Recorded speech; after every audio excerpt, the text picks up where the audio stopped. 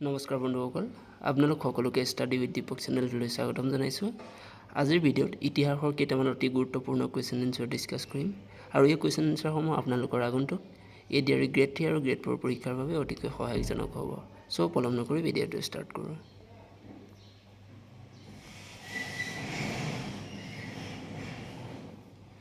Question number 1, mount আবুৰ কোনটো মন্দিৰ জৈন ধৰ্মৰ বিখ্যাত ধৰ্মীয় স্থান? উত্তৰ দিলৱাৰা মন্দিৰ। মাউণ্ট আবুৰ দিলৱাৰা মন্দিৰ জৈন ধৰ্মৰ বিখ্যাত ধৰ্মীয় স্থান। কুৱেশ্যন নম্বৰ 2, বিম্বিছাৰ আৰু অজাতশত্ৰু কোন বংশৰ? উত্তৰ হাৰিয়াংকা বংশৰ হয়। বিম্বিছাৰ আৰু অজাতশত্ৰু হাৰিয়াংকা বংশৰ।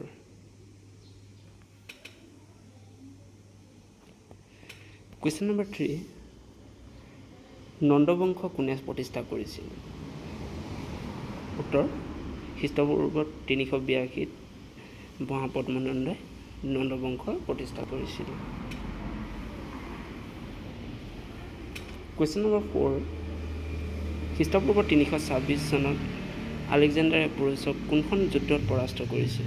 উত্তৰ হাইড্ৰস্পেচৰ যুদ্ধত আলেকজেণ্ডাৰে পুৰুষক পৰাস্ত কৰিছিল।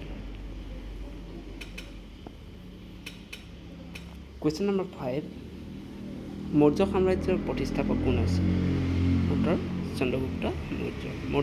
মৌৰ্য সাম্ৰাজ্যৰ প্ৰতিষ্ঠাপক চন্দ্ৰগুপ্ত মৌৰ্য। কুৱেশ্যন নম্বৰ 6, অৰ্থশাস্ত্ৰ গ্ৰন্থ কোনে ৰচনা কৰিছিল? উত্তৰ কৌটিল্যই। অৰ্থশাস্ত্ৰ কৌটিল্যই ৰচনা কৰিছিল। কুৱেশ্যন নম্বৰ 7, চন্দ্ৰগুপ্ত মৌৰ্যৰ দিনত গ্ৰীক ভ্ৰমণকাৰী আহি ইণ্ডিকা গ্ৰন্থখন লিখিছিল মেগাস্থনিছে। চন্দ্ৰগুপ্ত মৌৰ্যৰ দিনত গ্ৰীক ভ্ৰমণকাৰী মেগাস্থনিছে ইণ্ডিকা গ্ৰন্থখন লিখিছিল। কুৱেশ্যন নম্বৰ 8, অশোকে কোন বছৰত কলিংগ যুদ্ধ কৰিছিল? উত্তৰ খ্ৰীষ্টপূৰ্ব 261 অশোকে কলিংগ যুদ্ধ কৰিছিল। কুৱেশ্যন নম্বৰ 9, মৌৰ্য সাম্ৰাজ্যৰ শেষ ৰজা কোন আছিল? উত্তৰ বৃহদত্ত। মৌৰ্য সাম্ৰাজ্যৰ শেষ ৰজা এজন আছিল বৃহদত্ত। কুৱেশ্যন নম্বৰ 10, 78 খ্ৰীষ্টাব্দত কোনে শক যুগ প্ৰতিষ্ঠা কৰিছিল? উত্তৰ কুষাণ ৰজা কনিষ্কই। 78 খ্ৰীষ্টাব্দত কুষাণ ৰজা কনিষ্কই শক যুগ প্ৰতিষ্ঠা কৰিছিল। কুৱেশ্যন নম্বৰ 11, কোন স্থানত চতুৰ্থ বৌদ্ধ পৰিষদ অনুষ্ঠিত হৈছিল? উত্তৰ কাশ্মীৰ। কাশ্মীৰত চতুৰ্থ বৌদ্ধ পৰিষদ অনুষ্ঠিত হৈছিল। কুৱেশ্যন নম্বৰ 12, গুপ্ত সাম্ৰাজ্য কোনে প্ৰতিষ্ঠা কৰিছিল? উত্তৰ চন্দ্ৰগুপ্ত প্ৰথমে 320 খ্ৰীষ্টাব্দত গুপ্ত সাম্ৰাজ্য প্ৰতিষ্ঠা কৰিছিল।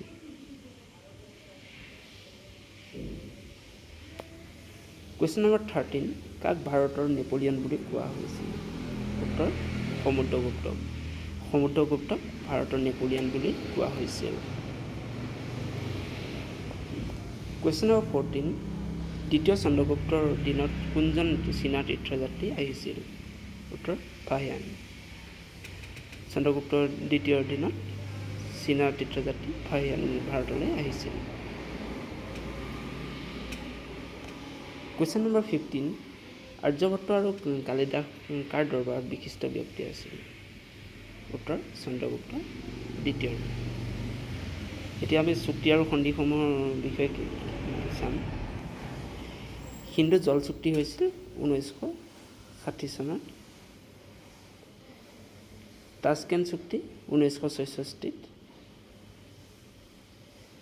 চিমলা চুক্তি 1972 হৈছিল। লাহোৰ ঘোষণা 1999 চনত হৈছিল।